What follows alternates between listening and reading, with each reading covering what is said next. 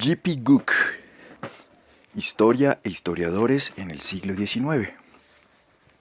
Fondo de Cultura Económica. Versión española de Ernestina Champurrán y Ramón Iglesia.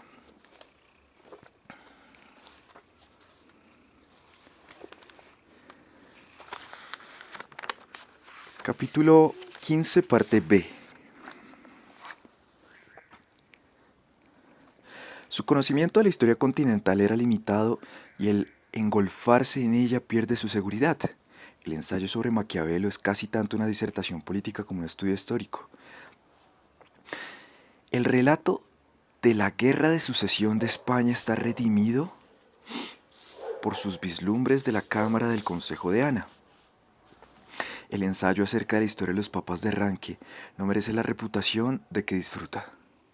Al comparar la habilidad con que el papado se asimilaba a las nuevas corrientes con la torpe pedantería de Wesley, no tiene en cuenta la impotencia de Roma ante la Reforma. El ensayo sobre Federico el Grande es uno de sus peores escritos. La caricatura de Federico Guillermo I se basa en las memorias de Guillermina, que utiliza sin sospechar su carácter poco fidedigno. Declara que el rey podía calificarse de cruce entre Moloch y Puck. Escribiendo antes de la aparición de la historia prusiana de Ranke, no se le puede censurar por no darse cuenta de la importancia del fundador de la administración prusiana, pero podía, al menos, haber adivinado las virtudes ocultas bajo una tosca superficie. El retrato de Federico no tiene mucha más veracidad, selecciona y exagera sus peores rasgos característicos, lo presenta como un hombre sin corazón, un tirano sin miedo, sin fe y sin piedad. Calificar a Federico de tirano era no comprender el entre comillas despotismo ilustrado, una de las principales características del siglo, y olvidar que la disciplina conseguida en la dura escuela de la autocracia contribuyó a construir un Estado sano y poderoso. Si Macaulay no inventó el ensayo histórico, puede decirse que lo encontró hecho de ladrillo dejándolo de mármol. Sus artículos brillan como diamantes entre las polvorientas páginas de la Edinburgh Review. Comparar sus aportaciones con las de Sidney Smith, Jeffrey y Broughton equivale a medir el abismo que separa al viejo estilo del nuevo. Lo que fueron para el siglo XV los dramas de Shakespeare, lo son los ensayos de Macaulay para el siglo XVII y XVIII. Fue el primer escritor inglés que prestó a la historia un interés universal, y la mayoría de sus compatriotas le deben aún más duraderas impresiones. Un viajero de Australia consigna las tres obras que encontró en los anaqueles de todos los colonos: la Biblia, Shakespeare y los ensayos. La inscripción del monumento erigido en la capilla de su antiguo colegio, Ita scriptit ut vera fictis libentius legerentur, no solo es cierta, sino que lo es únicamente para él. Una obra que atrae a hombres de todas las razas y que sostiene su interés durante 3 generaciones posee a la fuerza extraordinarios méritos. Se le ha llamado el Rubens de los historiadores. Era un gran dramaturgo como el instinto de éste para reforzar el color y distinguir lo esencial de lo que no lo es. Sus cuadros perduran en la memoria como si se hubieran visto representar. En la intensidad de la presentación iguala a Carlyle y a Michelet, y supera a todos los demás historiadores. Entró en el Parlamento en 1830 y, situándose de un salto entre los oradores de primera fila, comprendió el espíritu del gobierno parlamentario mejor que ninguno de los grandes historiadores antes o después de él.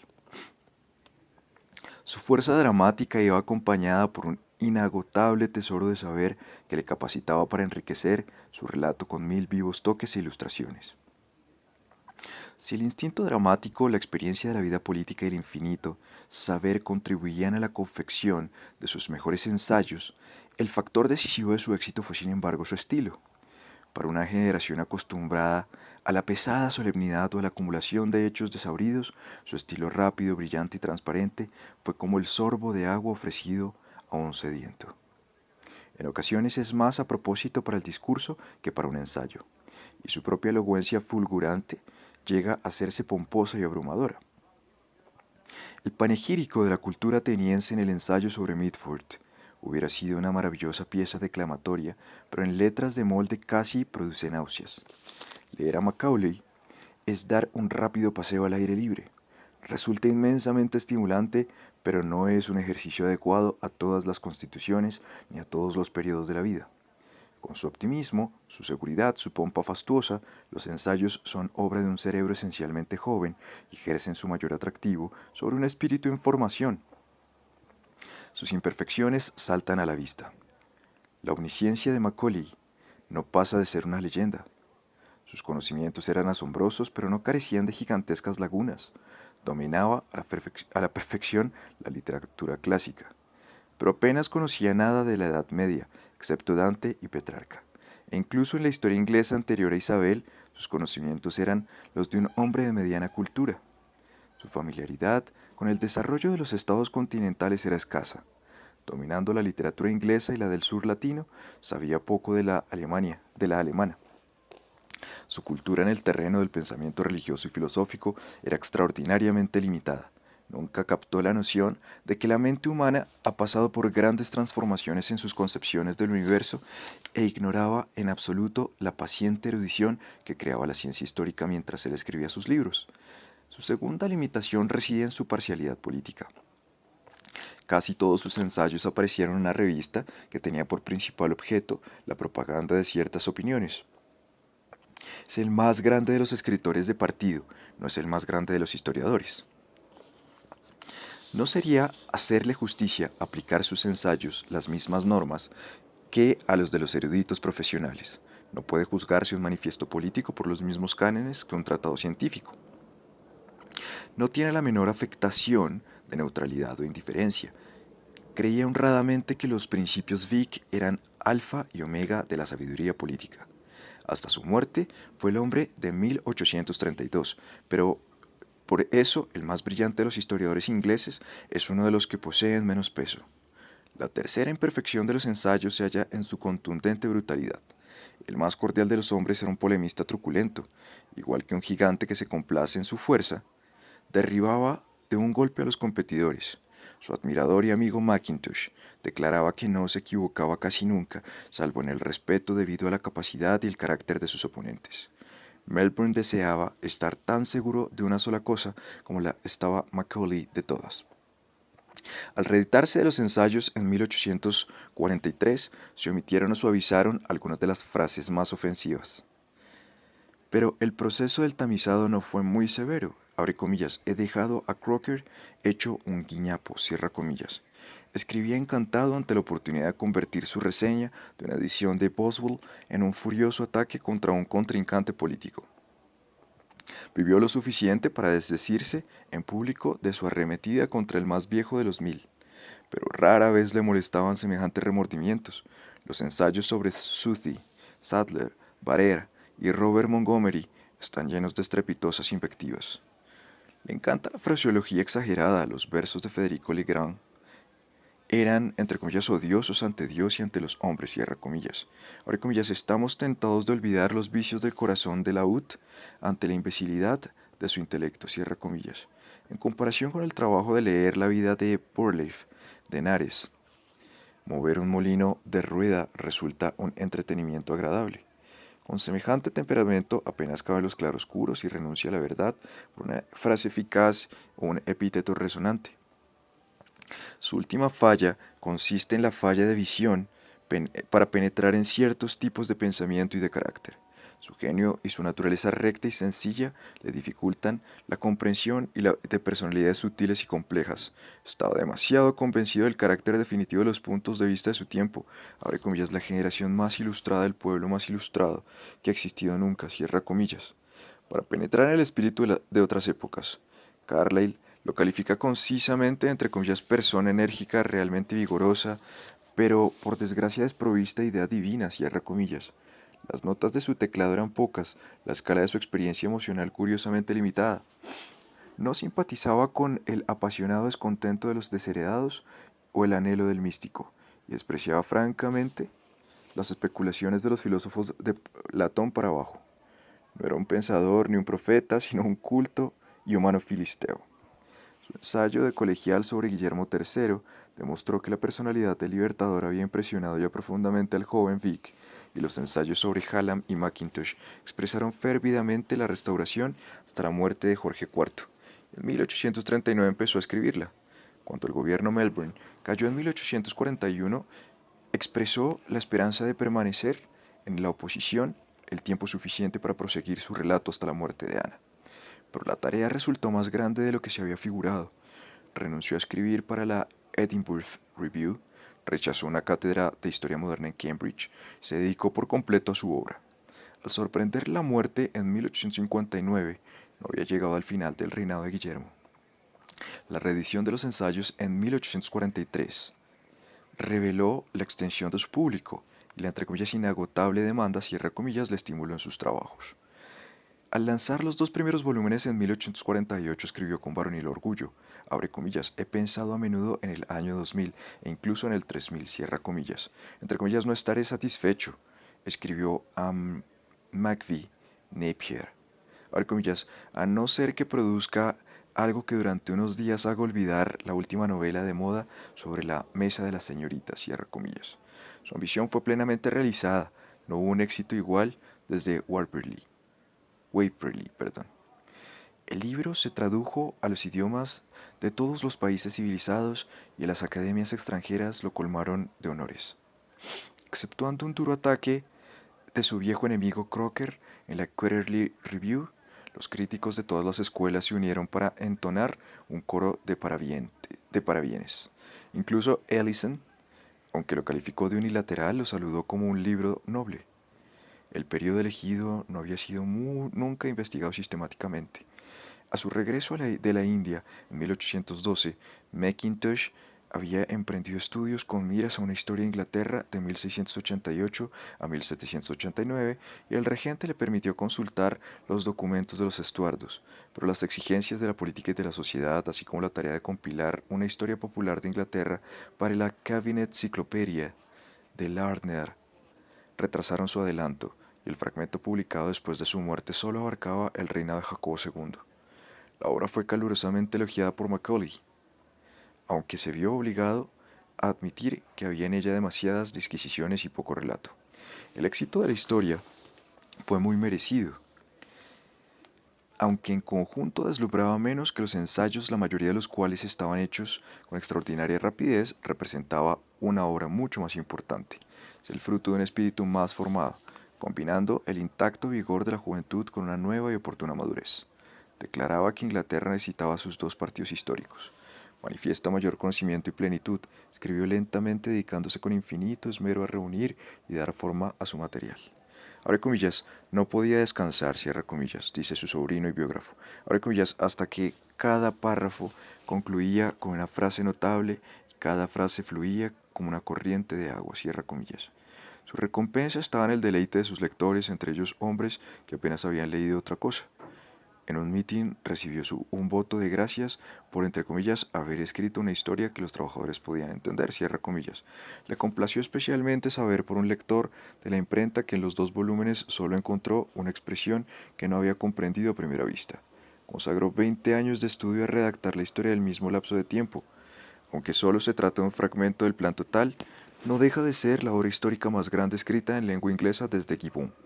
Abre comillas, intentaré relatar la historia del pueblo así como la del gobierno, describir el progreso de las partes útiles y ornamentales, el auge de las sectas religiosas y la transformación del gusto literario, y retratar los modos y costumbres de las generaciones sucesivas, cierra comillas. Este generoso programa se realizó fielmente y a esto debe la historia en parte su popularidad. El famoso tercer capítulo acerca de las condiciones de Inglaterra en 1685 servía de escenario al drama. Mientras los ensayos revelaban una rara capacidad de concentración, el éxito de la historia dependía de su amplitud. La limitación de su método consiste en que solo puede aplicarse a un breve periodo sobre el que haya información abundante. Tras un rápido examen de la historia inglesa anterior a la Restauración, un brillante capítulo sobre el reinado de Carlos II y una visión panorámica del país, el detallado relato se inicia con el advenimiento de Jacobo II, empezando con la expedición de Monmouth y con las sesiones sangrientas y culminando con en el ataque contra las universidades, el proceso de los 7 obispos, la llegada de Guillermo y la huida de Jacobo, el relato es una continua sucesión de interesantes escenas. Los volúmenes sobre Jacobo II terminan con un elocuente himno a la Revolución de 1688, escrito a la sombra en 1848. Abre comillas, fue una revolución estrictamente defensiva. En cada una de sus palabras y de sus actos puede discernirse una profunda veneración por el pasado. De todas las revoluciones ha sido la menos violenta y de todas la más beneficiosa. Su mayor elogio consiste en que ha sido la última revolución inglesa, por la autoridad de la ley, la seguridad de la propiedad, la paz en nuestras calles, la dicha de nuestros hogares. Debemos gratitud después de aquel que levanta y derriba a las naciones, el Parlamento largo, a la Convención y a Guillermo Orange. Cierra comillas. 7 años después aparecieron 2 volúmenes sobre Guillermo III, aquella alma heroica, acendrada por 1000 vicisitudes cuyo frío exterior ocultaba un corazón lleno de ternura para su esposa, para Bentinck y para Keppel, y su completa subordinación a los intereses de la Europa protestante se combina en el más extraordinario retrato pintado por Macaulay. Junto a esa figura señera, incluso los mejores políticos parecen egoístas y mezquinos. La preparación de estos volúmenes fue aún más ardua que la de los anteriores. Abre comillas, primero conseguiré, leyendo y viajando, un conocimiento completo del reinado de Guillermo.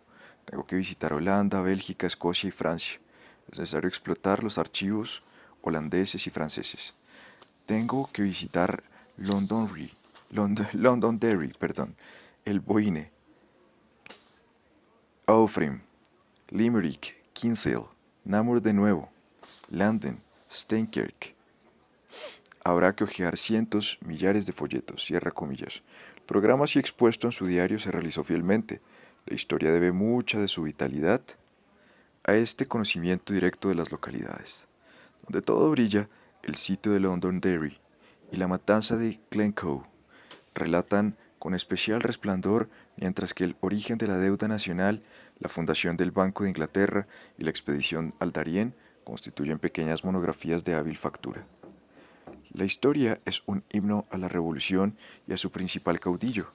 Una generación más crítica coincide con Macaulay en su juicio acerca de las ventajas de 1688, pero considera de un modo algo distinto a los personajes del drama.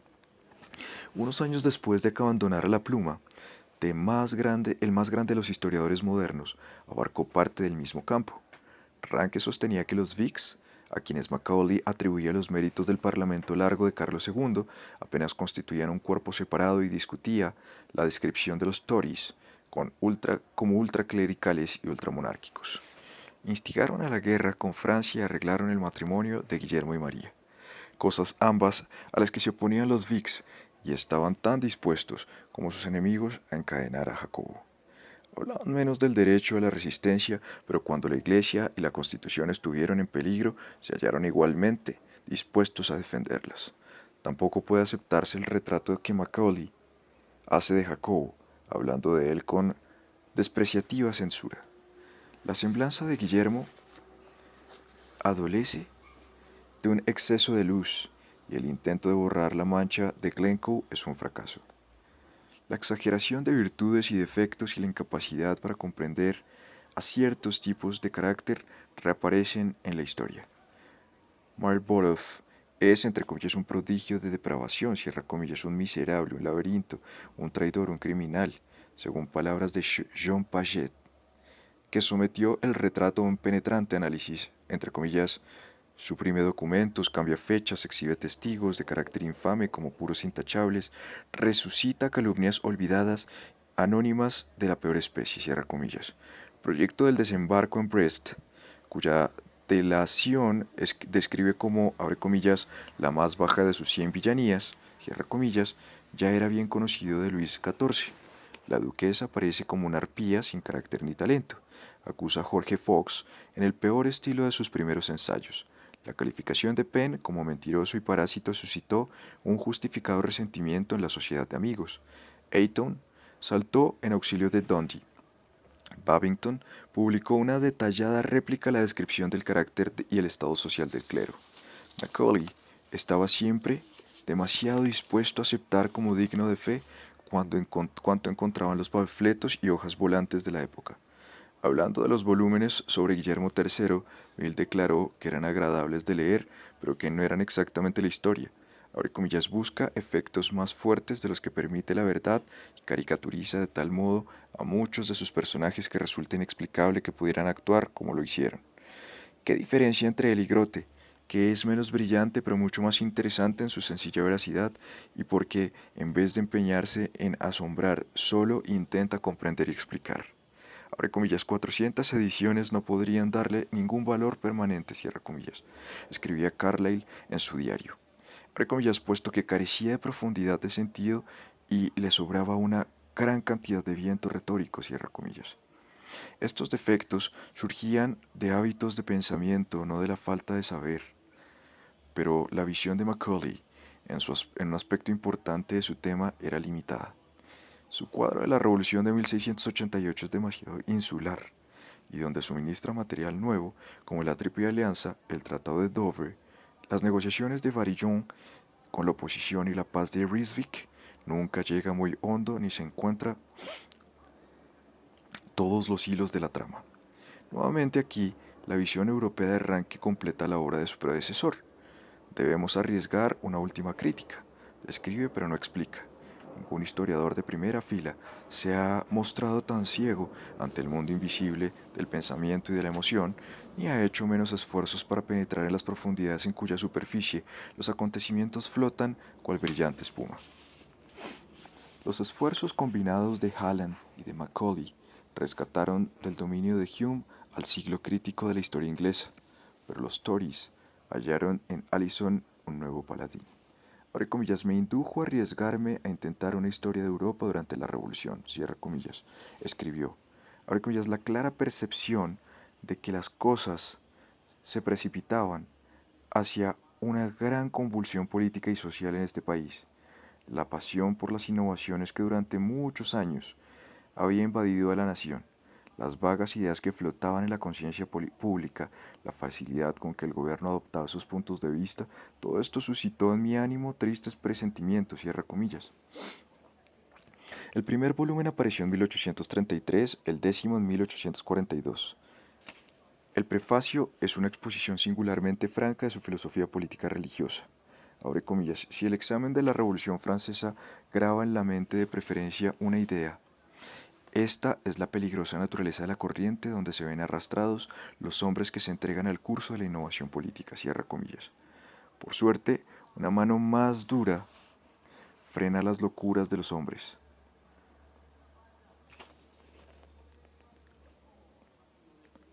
Abre comillas, los actores estaban dominados por un poder invisible que utilizaba sus vicios y ambiciones como medio para reivindicar la justicia de la administración divina, asegurando el triunfo final de la virtud sobre el vicio y realizando por fin la liberación del género humano, cierra comillas. Todo el relato respira la misma atmósfera de conservatismo incondicional. La revolución fue una explosión de anarquía puramente destructora por sus principios y sus resultados, y como otras erupciones violentas tendía a afectar su propia cura. Abre comillas, desde la muerte de Luis XVI, una reacción a favor del orden y de la religión se inició en todo el globo, cierra comillas. Entre sus paladines estaba Jorge III, abre comillas, que nunca perdió su poder con la minoría pensadora, cierra comillas. La obra termina con unas 100 páginas de reflexiones morales. Abre comillas, la democracia no puede existir y nunca ha existido mucho tiempo en una sociedad antigua.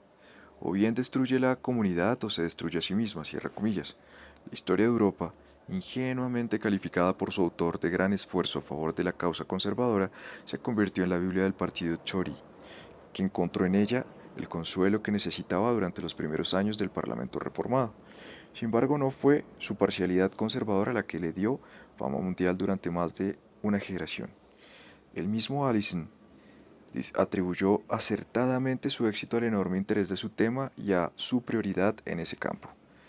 Los lectores podían permitirse el lujo de pasar por alto sus trivialidades, y a cambio de leer el primer estudio completo de los años más azarosos de la historia moderna.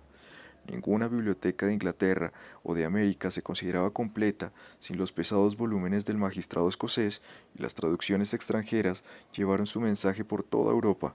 Pero la marea creciente de la democracia y el desarrollo de la ciencia histórica desinteresada minaron gradualmente su reputación. La continuación de la historia hasta el golpe de Estado de Luis Napoleón careció del interés dramático que ofrecía su predecesora. Poco después de morir el autor en 1867, la historia de Europa comenzó a verse relegada al anaquel más alto y un poco más tarde a los polvorientos desvanes de las librerías de viejo. Uno de los actos del colosal drama de Alison fue descrito con más detalles y una autoridad bien diferente por Napier. La historia de la guerra peninsular, en la que recibió ayuda a Wellington y de Soult, es la mejor historia militar escrita en inglés y quizás en cualquier idioma, pero descubre una parcialidad tan pronunciada como las de Ellison y Macaulay. Abre comillas, los españoles han afirmado audazmente, y el mundo lo ha creído, que la liberación de la península fue obra de sus propias manos. Yo combato esa afirmación, cierra comillas. Declara que la causa primordial de la decadencia de España fue la unión de una corte supersticiosa con un clero sanguinario. Eran crueles y fanáticos, ignorantes y vanidosos, y la implacable ferocidad que manifestaron en la guerra era un baldón para la naturaleza humana. Por otra parte, los franceses excitan su admiración, pues eran tan valientes que solo los soldados ingleses pudieron derrotarlos. Aunque acusa a Napoleón de tiranía y de insidia, lo califica del hombre más grande de la historia, el jefe más extraordinario, el político más profundo, expresa una sincera admiración hacia Soult y otros generales franceses, el héroe del libro de Sir John Moore. Incluso los portugueses reciben su homenaje. Los fuertes sentimientos del autor afectan, sin embargo, rara vez el valor del relato militar. Las descripciones de Albuera y de otras batallas y sitios en los que tomó parte son mucho más vivas, aunque más concisas, que aquellas en que Kinglake, su único rival serio, pintaría la campaña de Crimea. Es el libro de un soldado que enseña que la guerra es la ley del mundo, y que desde el hombre hasta el último insecto todos los seres vivos tienen que luchar. A más de los escritos de Hallam y Macaulay, Alison y Napier, que se leyeron en todo el mundo, aparecieron obras útiles más atrayentes para los estudiosos que para el gran público. La historia de la India inglesa de James Mill, calificada por Macaulay durante los debates de 1833 como, entre comillas, en conjunto la mayor obra histórica parecida en nuestra lengua desde la de Gibbon, cierra comillas, requería del lector un esfuerzo considerable. El tema era poco conocido, el desarrollo extremadamente detallado y el tono de la obra desagradablemente sensorio. El filósofo utilitario describió con escasa simpatía una sociedad fundada en las castas y la tradición, en una época en que Sir William Jones había estimulado una excesiva administración hacia la civilización hindú. El estudio sociológico de Mill acerca de las leyes de la civilización y las instituciones, perdón, las costumbres y el arte, la religión y la literatura de los pueblos indios, cayó como un trago amargo. Pero el juicio sobre la compañía y sus agentes no fue menos severo. Hablaba modestamente de sus, entre comillas, pesados volúmenes, la carencia de conocimiento personal de la India, que según aducía era una garantía de imparcialidad, le priva de todo matiz que hubiera podido suavizar su rígido conjunto. Es evidente que le faltan simpatía e imaginación. El valor de la obra está en su abundancia de información y en su fuerza analítica. Ocupó un lugar entre los clásicos de su tiempo, consiguiéndole a su autor un puesto en la India House. Revisada y continuada una generación después por Horace Wilson, siguió siendo indispensable durante 2 generaciones y se adoptó como libro de texto para los candidatos al servicio civil en la India. Por otra parte, en 1882, Max Muller lo declaró responsable de algunas de las mayores desgracias que ha sufrido la India. El estudio de Elphinstone sobre los periodos hindú y maometano es aún de valor. Ningún escritor de la época de Hallam y de Mill fue tan incansable como William Cox en la publicación de nuevo material. Sus vidas de los Walpole, Marlborough y Pelham son aún indispensables al que estudia el siglo XVIII, mientras sus sólidas historias de la Casa de Austria y de los Borbones españoles abrieron un nuevo campo de estudio. Aunque carece por completo de fuerza narrativa e instinto literario, era un editor concienzudo y sus obras constituyen una rica cantera de la que se aprovecharía hombres más capaces, más populares en su técnica, aunque basadas en un serio estudio, de las fuentes manuscritas, son Las vidas de las reinas de Inglaterra de Anne Strickland y La historia de Escocia de Tyler, emprendida esta última por instigación de Walter Scott. Harriet E. Martineau compiló una meditada y completa historia de Inglaterra durante la paz de los 30 años. Fin del capítulo 15. Capítulo 16. Thirlwall, Grote y Arnold. La literatura clásica se ha estudiado en Inglaterra más que en cualquier otro país desde el Renacimiento, y la primera historia de los tiempos clásicos, con alguna pretensión de erudición, fue escrita por un inglés. Al descubrir que su amigo Mitford era un amante de la literatura griega, Gibbon le sugirió que escribiese una historia de Grecia. Se inició la obra sin referirse a los problemas del día, y el primer volumen apareció en 1784. Para el estallar la Revolución Pero al estallar la Revolución Francesa, el historiador utilizó su obra para atacar a Whigs y jacobinos, a los que admiraban la libertad de las repúblicas griegas y afirmaban que sus instituciones estaban mejor calculadas para realizar la felicidad. Contestó que era un completo error suponer que encontraron el bienestar, en su país de origen. Se desconocía la seguridad personal y de la propiedad. Los gobernantes se hallaban dominados por la codicia y la envidia. La sociedad se fundaba en la esclavitud. Para Mitford, democracia equivale a despotismo. Prefería a los persas, los cartagineses y los macedonios a los griegos. Elogiaba a los tiranos, aceptando ávidamente todos los escándalos respecto a demócratas y demagogos. Como es natural ese causa común con Macedonia, y califica a Demóstenes de bellaco y de cobarde. Entre comillas, Mitford, escribe Freeman, abre comillas, era un mal erudito, un mal historiador y un mal escritor inglés. Sin embargo, sentimos por él cierta debilidad. Fue el primer escritor de algún nombre, que descubrió que la historia griega es una cosa viva con un valor práctico, cierra comillas. Un crítico aún más severo le rinde parecido homenaje. Casi todos los modernos historiadores de Grecia, dice Macaulay, despojaban a los hombres de su individualidad, convirtiéndolos solo en tipos. Mitford se halla libre de esa grave falta. Pero era su único mérito y fue en parte resultado de su irrefrenable partidismo. El libro debió sobre todo su éxito a su prejuicio político. Los Tories lo citaban como una generación después, citaban a Alison. Entre comillas, Mitford escribió Macaulay en 1824, abre comillas, goza de una grande y creciente popularidad. Ha conseguido un alto puesto entre los historiadores sin que nadie lo discuta. Se le debió atacar, al parecer, su primer volumen.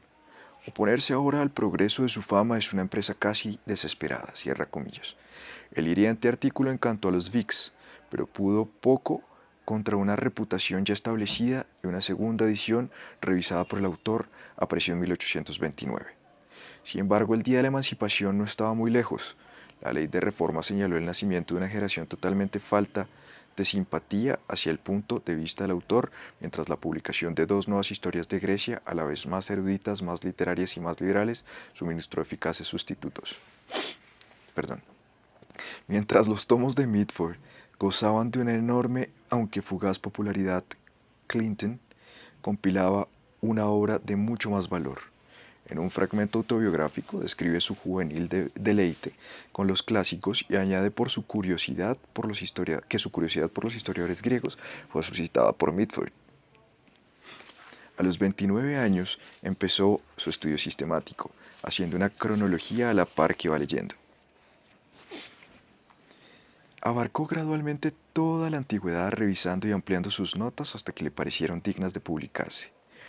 Los Fasti Helenici, o la cronología civil y literaria de Grecia hasta la muerte de Augusto, aparecieron en 3 volúmenes, los hechos políticos a la izquierda, la literatura y la filosofía a la derecha, citando muy por extenso las autoridades. Estropea la obra su extraordinaria credulidad. Abre comillas, podemos reconocer como personas reales a todas aquellas que no hay razón para rechazar.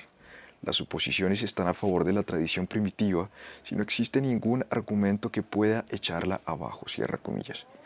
Las genealogías contenían a muchas personas reales y no hay razón para dudar de la existencia de Cadmo o Danao, Hércules o Teseo. Grecia fue fundada por la familia de Jafet, según Moisés, abre comillas, lo que ninguna mente racional pondrá en duda, cierra comillas. En un apéndice sobre la cronología de las Escrituras, profesa una fe en el Viejo Testamento que, aún en aquellos días carentes de crítica, era rara entre los eruditos. Ahora, comillas, en los anales de la nación hebrea tenemos narraciones auténticas escritas por contemporáneos que lo hacían guiados por la inspiración, cierra comillas. De ese modo calcula solemnemente la fecha del diluvio y cree que Matusalén y los patriarcas vivieron cientos de años. La obra mejora a medida que llegamos a los tiempos históricos y los últimos volúmenes son de la mayor importancia, sobre todo esa parte que devana el laberinto de los reinos surgidos de las ruinas del imperio de Alejandro. Los largos apéndices van más allá de una cronología y ofrecen disertaciones sobre muchos de los personajes, acontecimientos y problemas de la historia griega. Clinton no era ni un historiador ni un crítico, pero su colección de material ha facilitado el trabajo de hombres más importantes. En su ataque contra Mitford, Macaulay expresaba su deseo de una auténtica historia de Grecia que abarcase no solo su política, sino su sociedad, su arte y su literatura para que el mundo moderno adquiriera la conciencia de su deuda.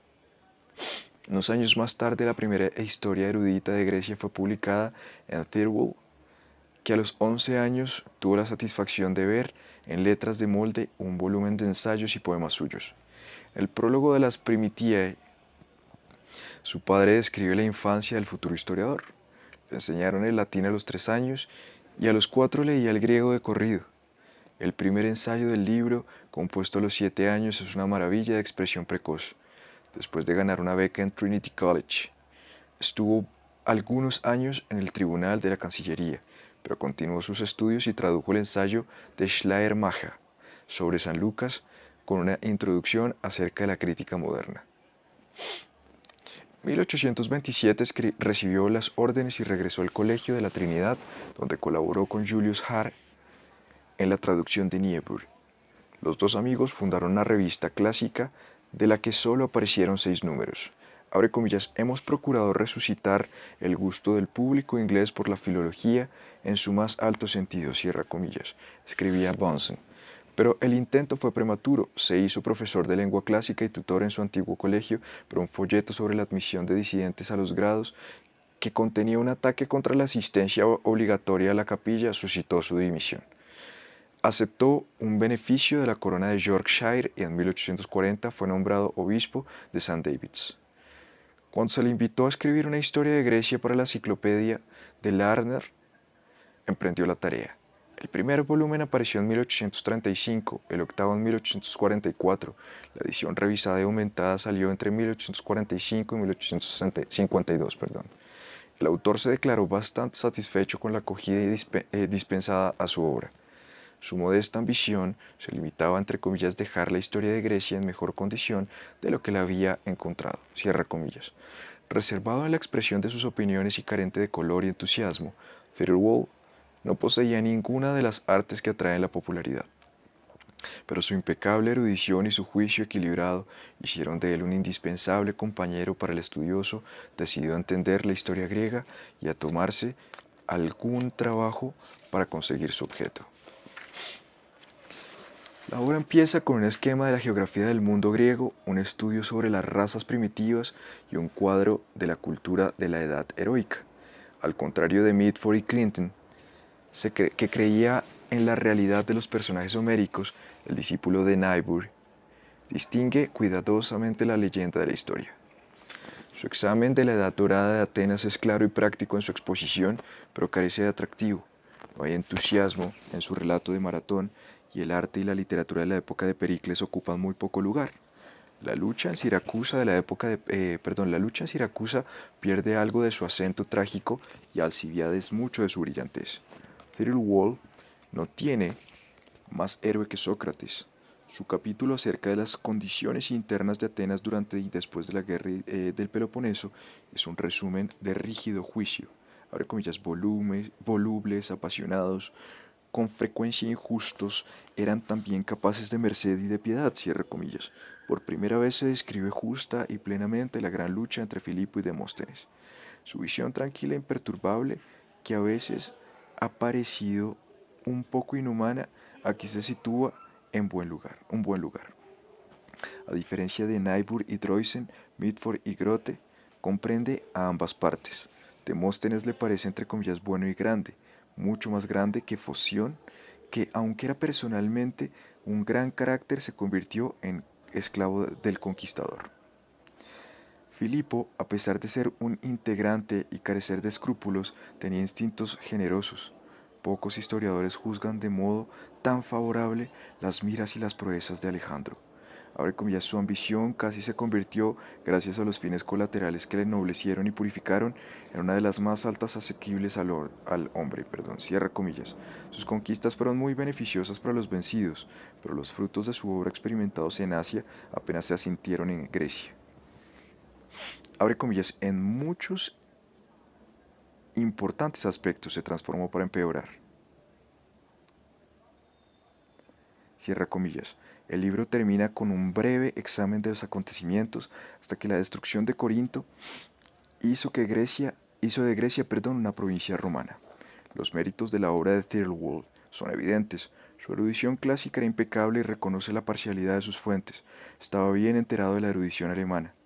Mitford escribió antes de que fuera necesario conocer el alemán. Clinton lamentaba ignorar ese idioma. Thirlwall fue el primero que asimiló los resultados obtenidos por Bioch y Ottfried Müller, Welcker y Droysen, Croise y Liobeck, y una legión de otros eruditos que salvaron la antigüedad griega para el mundo moderno. Al terminar su obra, echa un vistazo a la emancipación de Grecia, abre comillas, abriendo una nueva era de filología que ha dado más a nuestro conocimiento del antiguo mundo griego que lo que se había ganado en los 3 siglos anteriores, cierra comillas. Su juicio corre parejas con su erudición. Su discípulo Lord Houghton, cuando le pidieron que nombrara al hombre más extraordinario que hubiese conocido en toda su vida, contestó sin vacilar, entre comillas, Thirlwall. Los defectos del libro no son positivos sino negativos, es quizá demasiado impersonal. Los personajes quedan un poco en la sombra, y se advierte que el drama tuvo lugar hace ya mucho tiempo. Le correspondía a Grote resucitar la democracia griega y llamar la atención del mundo sobre sus aspiraciones y realizaciones. A los 28 años Grote empezó el estudio sistemático de la historia griega y en 1826 anunció sus puntos de vista en un artículo sobre Mitford. Admitiendo las faltas de las democracias griegas, afirma que se las debe juzgar con justicia.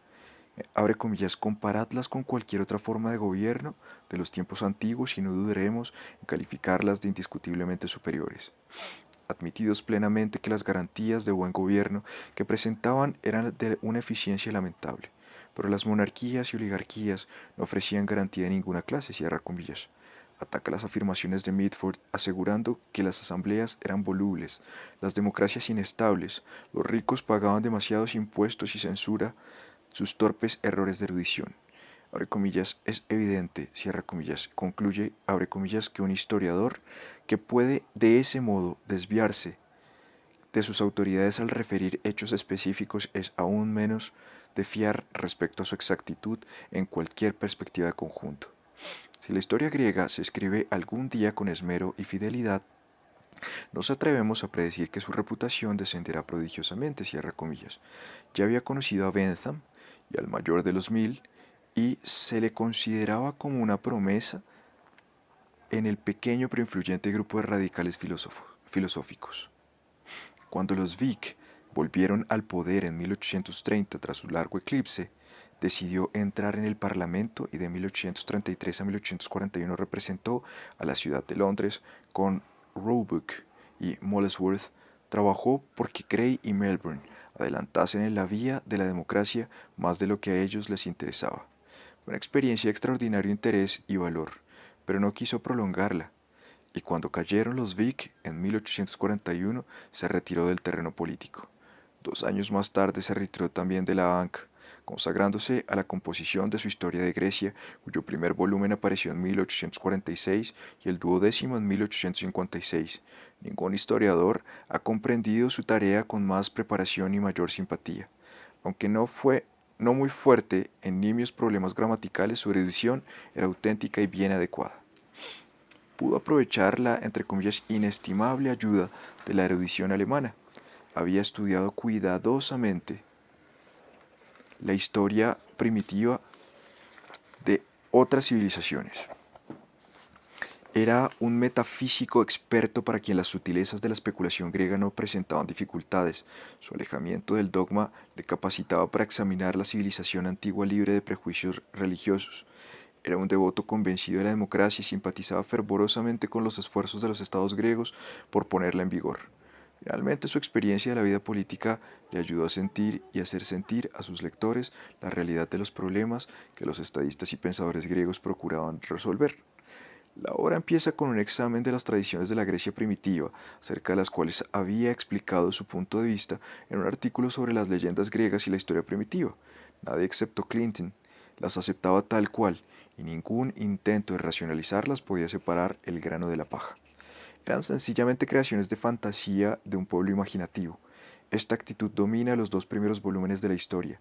Abre comillas, no conozco nada tan descorazonador y mal recompensado como la trabajosa confrontación de lo que se llama testimonio respecto a sus tiempos y personas tan imprecisos y nebulosos. Si el lector me censura por no ayudarle, si me pregunta por qué no levanto la cortina y descubro el cuadro, contesto con las palabras del pintor Zeuxis que la cortina es el cuadro, cierra comillas. Un historiador con semejantes puntos de vista no hubiera dedicado tanto espacio a las leyendas de no creer que eran interesantes como revelación del espíritu del hombre aún en ciernes. A medida que aparecían las teorías científicas del universo, empezaron a tratarse los mitos como alegorías.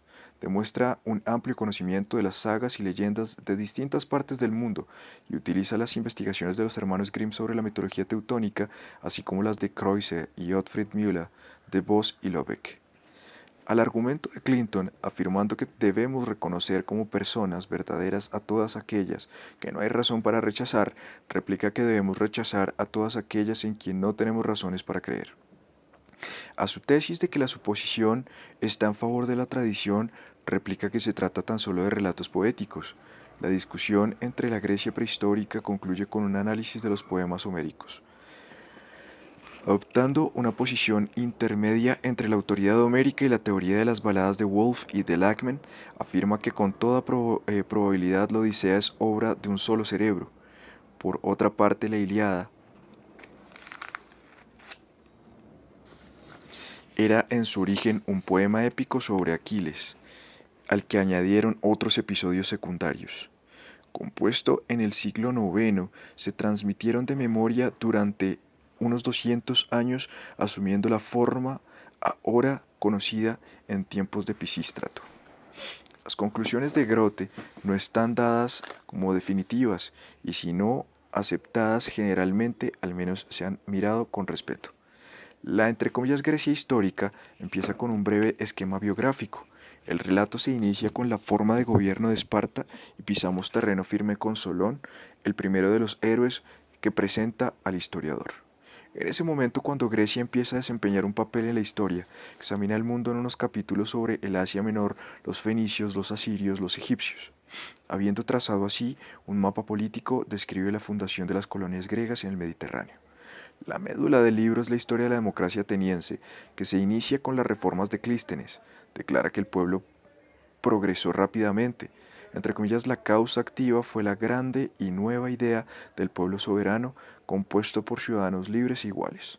Esto actuó magnéticamente, creando una legión de sentimientos móviles y capacidades a los que hasta entonces había sido extraños.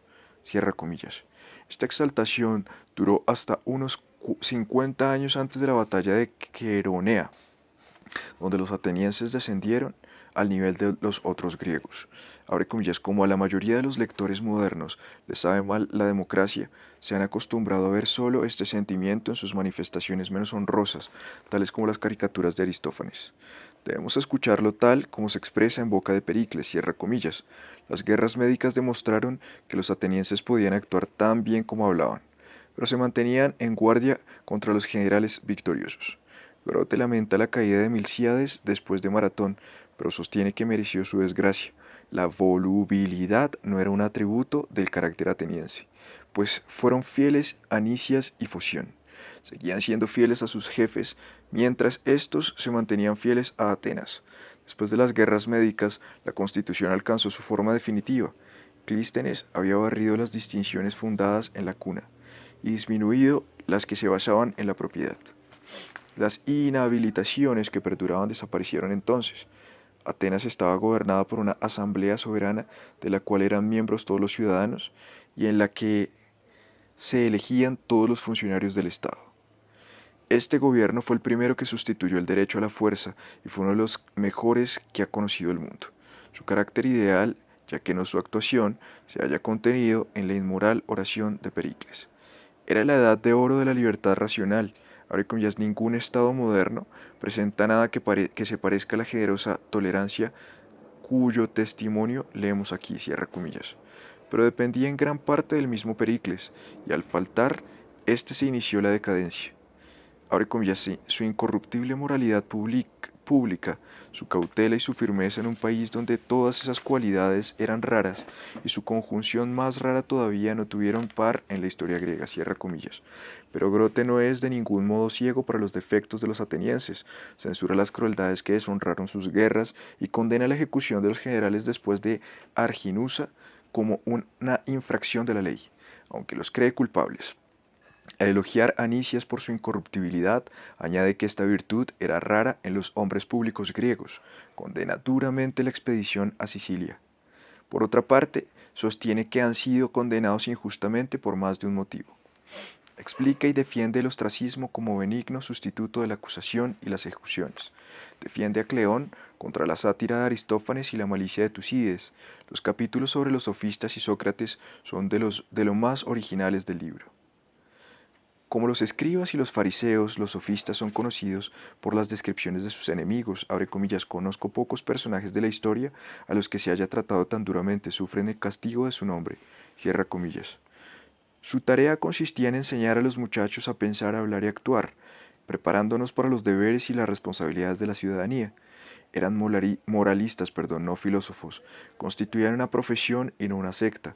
No hay el menor testimonio de que su influencia fuera mala, ni de que la época de su popularidad fuese una era de degeneración. Grote califica la leyenda de la decadencia del carácter ateniense. Abre comillas, creo que el pueblo había mejorado moral y políticamente, que su democracia había contribuido a su progreso. Sócrates mismo era un sofista o maestro público, difiriendo de los demás por la publicidad de su enseñanza, su negativa a recibir honorarios, su entusiasmo de misionero. El que fuera bueno no prueba que los demás eran malos, ni que su enseñanza fuera más útil que la de ellos. Sus contemporáneos no lo vieron como nosotros, a través de la áurea niebla de la elocuencia de Platón. Nunca se ha tratado con cariño a los innovadores religiosos, sea en los tiempos paganos o en los cristianos, y solo Atenas pudo tolerar a Sócrates tanto tiempo. En el siglo IV Atenas ya no es el factor principal del drama, pero la antorcha de la civilización griega seguía ardiendo tan brillante como siempre. La admiración de Grote por Epaminondas no tiene límites. Mejor soldado aunque peor estadista que Pericles, solo el famoso tebano llega a su nivel. Agesilao recibe lo que merece, y el historiador se complace en detallar la carrera de Timo León, el Washington de la antigüedad. En Atenas misma no faltaban nobles ciudadanos, pero fueron impotentes para impedir su ruina. El que fuera vencida por la fuerza bruta no es razón suficiente para que nos postremos ante su conquistador. Admite que es culpable, en parte, de su propia caída. Abre comillas, el ateniense de 360 a.C. había envejecido. Se convirtió en un ciudadano tranquilo, hogareño y refinado, cierra comillas. En ese momento la influencia de Foción resultó fatal. A no ser por él, Atenas hubiera podido rechazar a Filipo antes de que éste fuera imposible de resistir. Aunque lamenta su política, Grote reconoce sus virtudes personales, pero Demóstenes saluda la unión de la virtud y el saber. Así como Pericles encarna el espíritu de Atenas en toda su gloria, Demóstenes es el principal ornamento del mundo helénico ya en declive. Por no hacer caso de sus consejos, la democracia griega pereció violentamente en el campo de batalla de Queronea. La semblanza de Filipo es hostil sin ser radicalmente injusta. Era un buen general, aunque tuvo suerte al no tener que enfrentarse con ningún jefe griego competente. No carecía de cultura, pero le faltaba moderación, trataba a las mujeres a la manera oriental y se deshonró bebiendo con exceso. Su hijo fue mucho peor. El príncipe glorificado por Droysen y elogiado por Thirlwall le parecía a Grote como a Naibur, un bárbaro genial, que solo tenía poder para destruir. Heredó sus ingobernables impulsos de su madre, una salvaje Epirota. El arrasamiento de Tebas fue una crueldad sin precedentes, incluso en aquel periodo de crueldades. Los asesinatos de Filotas y de Parmenio demostraron su dureza y de Cleito sus irrefrendas pasiones. La pelea y la conquista fueron la ocupación y el lujo de su existencia. Su expedición a Asia fue como el ataque de Atila contra Europa. A la muerte de Darío, asumió la pompa y adoptó las costumbres de un rey persa. Abre comillas. En vez de helenizar Asia, tendía a asiatizar Macedonia y la Hélade. Cierra comillas. Sus entre comillas ciudades eran solo puestos fortificados para tener sometido al país. De todas sus fundaciones, Alejandría es la única que floreció. Mientras Grecia había defendido la libertad, el Asia helenística fue incurablemente despótica.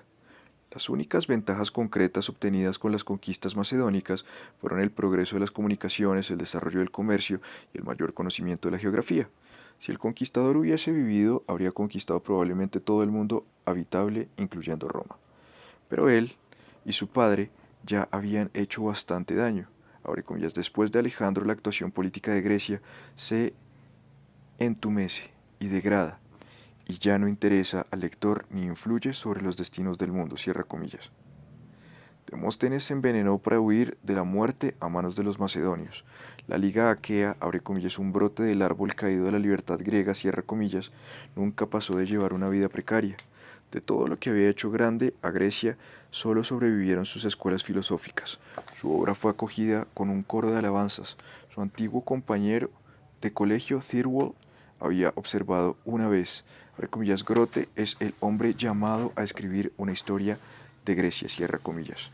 Después de leer el primer volumen, escribió que a pesar de lo grande de sus esperanzas, las había superado. Abre comillas, ofrece una seriedad que nunca se aplicó a ese tema, ni en nuestra literatura ni en otra alguna. Me ha complacido comprobar que sus puntos de vista no difieren mucho de los míos, más que en algunos puntos importantes, cierra comillas. Después de los 4 primeros volúmenes confesó, entre comillas, la gran inferioridad de su propia obra. Abre comillas, puedo darme por satisfecho con el hecho temporal y la utilidad que ha alcanzado y regocijarme sinceramente de que en sus más altos fines esté superada, cierra comillas. La admiración era mutua, pues Grote declaró que si el libro de Thirlwall hubiese aparecido unos años antes, probablemente él no hubiera escrito nunca. La historia de Grecia es una de las obras históricas más grandes con que cuenta el mundo. Debe poco de su éxito al estilo, que carece de gracia y de color, pero pocas obras producen tal impresión de fuerza intelectual. Confiesa que la concibió en la época en que se conocía Grecia a través de Mitford, y que su objeto era rectificar sus errores y presentar una visión más justa del mundo griego. Para él, los griegos eran entre comillas el pueblo gracias al cual prendió la primera chispa en las aletargadas facultades intelectuales de nuestra naturaleza, cierra comillas. Sus volúmenes constituyen un largo tributo de admiración y agradecimiento. Ningún escritor de ningún país ha contribuido tanto a que el mundo comprenda la importancia de Grecia para el estadista y para el ciudadano. Con justicia declara Freeman que la lectura de Grote hacía época en la vida de un hombre. Mientras otros celebraron a la madre de la filosofía, de la ciencia, de la literatura y el arte, él lamentaba que que su gloria literaria hubiera eclipsado su grandeza política. De ese modo la historia griega y sobre todo la historia ateniense recibió una luz. una nueva luz. Abre comillas, es el primer estadista, cierra comillas, escribe Lers, abre comillas, que nos ha dado un cuadro de Grecia, cierra comillas. Apenas hay un hecho de importancia, dijo Mill, que se entendiera perfectamente antes de que él lo revisara. Medio siglo de investigaciones y discusiones, la revelación de la civilización micénica, el descubrimiento de la política, el estudio de los aspectos de la vida griega olvidados por Grote, han derribado o modificado naturalmente muchas de sus conclusiones, pero aunque se lean otras obras, hay partes de Grote que deberán también ser leídas.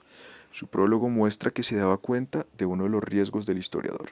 Ahora, comillas, tenemos que juzgar el conjunto del mundo helénico en toda su multiformidad, por unas pocas composiciones que llevan demasiado exclusivamente el sello de Atenas, cierra comillas. A pesar de esta advertencia, su libro es más ateniense que helénico. La historia primitiva o de la última época sufren por esto, y algunos de los estados menores reciben menos atención de la que merecen. Su odio a los usurpadores no le permite ver que el gobierno de los tiranos no fue el resultado de la mera ambición personal, sino que respondía a ciertas necesidades. Pasó por alto algunas debilidades del Estado ateniense. Entre comillas, Grote, escribía Schömen, abre comillas, ha refutado no pocas acusaciones hechas contra el demos ateniense, reduciendo otras en sus proporciones y explicando y atenuando lo que no podía elogiarse. Pero aunque estamos de acuerdo en todo lo bueno que dice de los atenienses, no puede modificar nuestra opinión respecto a su democracia. Incluso el pueblo de Atenas experimentó pronto sus perniciosos efectos, pero su partidismo es del tipo que menos daña. Entre comillas, su obra, afirma Freeman, abre comillas, honra aún más sus cualidades morales que las intelectuales, pues relata hechos que van a encontrar sus propias conclusiones. Leemos lo que dice, no como la sentencia de un juez, sino como la defensa de un abogado, y es una gran cosa contar con la defensa de semejante abogado, cierra comillas. Otra falla evidente está en el olvido de las influencias económicas. No ve la formación gradual de un abismo entre la burguesía y el proletariado. Como termina su narración en el siglo IV, elude la consideración de los frutos del sistema que ha elogiado. Pero ya se estaba manifestando. Finalmente el concepto de la obra de Alejandro es radicalmente falso. Era un grave error considerarlo como un bárbaro, tan extraño a Grecia como Jerjes o Darío. La dinastía macedónica estaba estrechamente aliada al linaje griego, la corte estaba saturada de influencias griegas, y Alejandro mismo fue discípulo de Aristóteles y estudiante entusiasta de la literatura griega. La civilización griega llegó al mundo moderno a través de las conquistas de Alejandro, no menos que a través de Roma. Merivale observó satíricamente que había interrumpido su historia en el preciso momento en que se hacía interesante, y Freeman escribió una historia de las federaciones que mostraba cómo el instinto político de los griegos se adaptó a las transformaciones del ambiente. Pero esos problemas no atraían el veterano historiador que consagró sus últimos años a Platón y Aristóteles. Segundo, el estudio crítico de la historia romana en Inglaterra fue inaugurado con la traducción de Niebuhr, pero después de Hart y Tyrwell debe sobre todo su fama a Thomas Arnold. Ningún erudito inglés acogió con mayor deleite los volúmenes revisados y nadie profesó una veneración más profunda hacia su autor, a quien visitó en Bonn. Abre comillas, es una obra, cierra comillas, escribió, abre comillas, de tan extraordinario talento y saber que hizo patente ante mis ojos la amplitud de mi propia ignorancia, cierra comillas. Proyectó una historia de Roma no para competir con la producción de hombre tan grande, sino porque no era probable que se hiciera popular en Inglaterra. Al morir Niebuhr, deseó más que nunca continuar su obra hasta la coronación de Carlomagno. Ambicionaba imitar su método de interrogación, entre comillas, practicar su arte magistral para dudar debidamente y crear debidamente, cierra comillas. Emprendió su tarea con adecuada modestia. Abre comillas, es absurdo creer que un hombre pueda continuar dignamente a Niebuhr, cierra comillas, escribió a Harry. Abre comillas, pero al menos tengo a mi favor una devoción sin límites hacia su obra. Me gustaría dar cuerpo a las ideas y las nociones que aprendí de él, cierra comillas. El primer volumen de la historia de Roma apareció en 1838, abarcando el periodo anterior a la invasión de los galos. Narra las leyendas en estilo arcaico para sugerir que solo tienen valor novelesco. En el relato de los reyes encuentra una pequeñísima parte de historia. En esta parte de su obra la pluma es de Arnold y la voz de Niebuhr. Incluso acepta la hipótesis de las baladas. El segundo volumen llega hasta el fin de la Primera Guerra Púnica. el tercero que continúa el relato hasta cerca del fin de la Segunda Guerra Púnica. Estaba casi completo cuando murió el autor en 1841. El libro de Arnold, como el de su maestro, es solo un fragmento. Su muerte prematura hizo que su historia recordaba sobre todo como una adaptación de Niebuhr. De haber vivido más tiempo hubiera demostrado que era capaz de caminar sin andadores. Estaba mucho mejor capacitado para describir la vida de un estado que para reconstruir los vagos trazos de una civilización primitiva. Su fuerza aumenta a medida que avanza y el tercer volumen es tan superior al segundo como el segundo al primero. Entre comillas, la más notable de sus cualidades, cierra comillas, escribía a su amigo Hart, abre comillas, reside en su singular visión geográfica que le hace gozar contemplando un mapa del mismo placer que experimenta un aficionado a la pintura ante un Rafael, cierra comillas. Este don, unido a su interés por los asuntos militares, le facilitó su interpretación de Aníbal. Su admirable estilo fácil, fluido y lleno de color encontró en la Segunda Guerra Púnica un tema digno de él. Es una lástima para la literatura que la mano que trazó el retrato del gran cartaginés no perdurara para relatar el destino de los Gracos y los últimos años de la República. La última parte de su primer esquema de historia romana se reimprimió como continuación, pero sustituye muy pobremente los volúmenes que no pudo escribir, y su principal interés reside en la franca condenación de César. Abre comillas, en lo que se refiere al carácter moral, es difícil que en todo el campo de la historia se presente una deformidad mayor. Ningún otro hombre ocasionó jamás tal abundancia de calamidades con tan pequeña provocación, cierra comillas. El retrato de Augusto no es menos severo y la obra es una apasionada condena del cesarismo. El principio fundamental de la concepción de la historia de Arnold estriba en que se trata de un proceso divino y que el hombre es un ser moral responsable de sus actos. Rechaza despectivamente la excusa de que las leyes morales que gobiernan las relaciones privadas no son aplicables a la actuación de los gobernantes. Cuanto más grande el pecador, más grande es el pecado. En fin, el fin no justifica nunca los medios, perdón. La prueba moral no falta jamás en los volúmenes sobre Roma y aparece más insistente en el curso pronunciado como Regius Professor de Historia en Oxford en 1841. En esas 11 famosas conferencias vemos al teólogo más que al historiador. La historia es lo que pone de manifiesto la gloria de Dios cumpliendo la misión por él designada. Entre comillas, vivimos en el último periodo de la historia del mundo. Somos su última reserva, su suerte está en nuestras manos. La obra de Dios sobre la tierra quedará incompleta si no la hacemos nosotros, cierra comillas. La era de Niebuhr duró una generación, pero en 1855 apareció una obra que denunciaba el método adivinatorio y rechazaba la reconstrucción de la historia romana primitiva. El escepticismo de Cornewall Lewis excedía todos los límites, pero de todos modos reveló el carácter inconsciente de los sentimientos de Niebuhr. Un año o dos más tarde, su reinado dio fin con la aparición de un rival y Mommsen dominó en lugar suyo. Mientras se estudiaba con afán de las páginas de Niebuhr y de Arnold, la Roma imperial se vio totalmente abandonada excepto por Clinton hasta mediados del siglo. En 1840, Merivale emprendió la redacción de un breve libro sobre el imperio, destinado a la Sociedad Pro Difusión del Conocimiento Útil, pero la sociedad fracasó antes de que terminase su tarea. Una visita a la ciudad eterna en 1845 aumentó su interés y en 1850 empezó a publicarse la historia de los romanos bajo el imperio. El prólogo llama la atención sobre la entre comillas notable deficiencia de nuestra reciente literatura en lo que se refiere a una narración completa del más interesante periodo de los anales romanos, cierra comillas. Escribía, añade, porque no lo había hecho Arnold, pero aunque se califica entre comillas admirador y amigo de este último, su punto de vista es fundamentalmente distinto. Los dos primeros volúmenes se extienden desde el primer triunvirato hasta la muerte de César, cuya carrera describe como preludio a la historia de 4 siglos. Entre comillas, el imperium de sus sucesores surgió majestuoso y seguro de las líneas trazadas por la por el estadista más sagaz de la nación, cierra comillas. El prólogo de una edición posterior declara que debía haber empezado con los Gracos, abre comillas, esto hubiera demostrado la necesidad de una completa reconstrucción de la sociedad sobre una base monárquica. La oligarquía romana fue la tiranía más agotadora que jamás haya sufrido el mundo civilizado.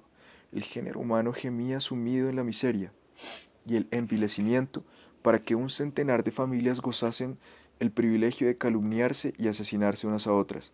Merecía perecer y sus destructores fueron bienhechores de su especie, cierra comillas. Merivale era un consecuente admirador de los gobiernos fuertes, y cuando Luis Napoleón realizó su golpe de Estado en 1851, observó que le hubiera hecho otro tanto.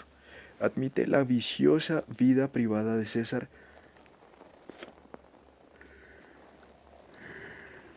pero su obra pública fue beneficiosa.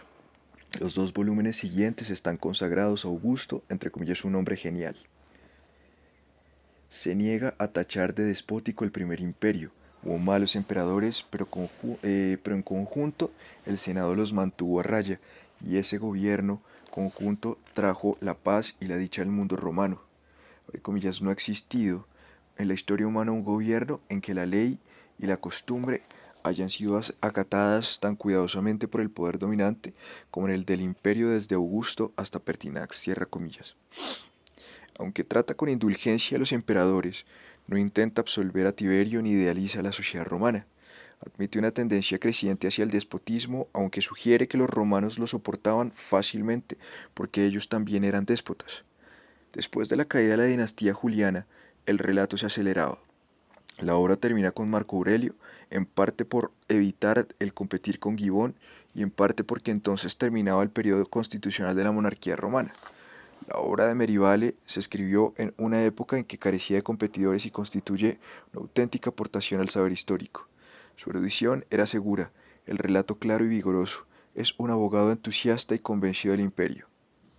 Expone la injusticia de Tácito, Suetonio y Dion, y recuerda a sus lectores que escribieron mucho después de los sucesos que describen.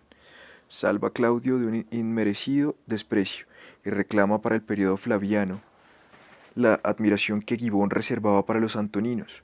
El mismo Domiciano empezó como reformador.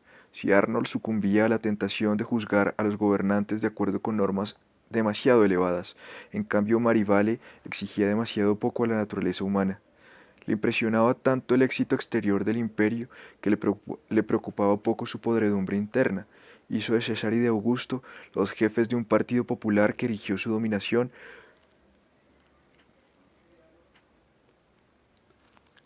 sobre las ruinas de una oligarquía corrompida en vez de un despotismo pseudo-democrático como el de los Bonaparte. El libro ha perdido su autoridad no porque haya sido superado por una obra más reciente sobre el mismo asunto, sino porque se funda solo en fuentes literarias, mientras lo escribía Mommsen y sus colaboradores ponían los cimientos de un conocimiento más profundo del imperio en el Corpus Inscriptorium Latinarum. Fin del capítulo 16.